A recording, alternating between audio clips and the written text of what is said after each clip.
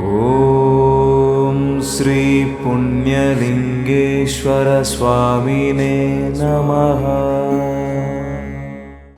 మేము హుస్నాబాద్ నుండి వచ్చామండి.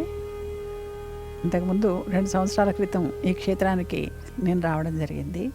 ఆ రోజు చూసినప్పుడు నిజంగా భగవంతుడు దిక్కులేని వాడికి దేవుడే దిక్కు అనేటువంటి నానుడి నిజంగా ప్రత్యక్షంగా ఇక్కడ చూడగలిగాను. అందుకే మళ్ళీ రావాలనుకున్నాము. ఇక్కడ సేవ చేసేటువంటి వాళ్ళకి ముందు నమస్కారం పెట్టాలనిపించింది నాకు. ఎందుకంటే భగవంతుడికి అక్కడ మొదట నమస్కారం చేసి వచ్చాము. ఆయన ఎన్నుకున్నటువంటి ఈ నారాయణుల సేవలో భాగంగా పాల్గొనేటువంటి మీ స్టాఫ్ అందరికీ హృదయపూర్వక నమస్కారాలు తెలియజేస్తున్నా. ఎందుకంటే కుటుంబంలో ఒక్కరికి ఏదైనా అవిటితనం ఉంటేనే ఆ తల్లిదండ్రులు భరించలేరు. బయటకు వెళ్తే సమాజం వాళ్ళని చులకనగా చూస్తుంది.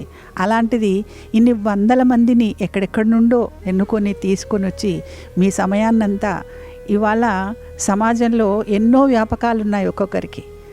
వాటిని అన్నిటినీ కాదని వీళ్ళకి సేవ చేయటంలో తరించేటువంటి మీరు నిజంగా అదృష్టవంతులు.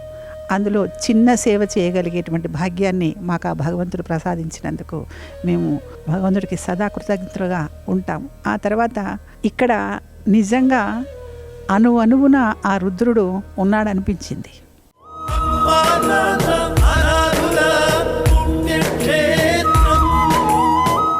దాతలకు సేవామూర్తులకు విన్నపం.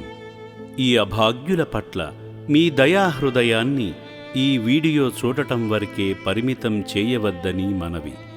ఈ అనాథుల అన్నదానం కోసం విరాళాల రూపంలో అయినా, బియ్యము, పప్పు, కిరాణా రూపంలో అయినా సాయం చేస్తే పుణ్యం పొందిన వారవుతారు.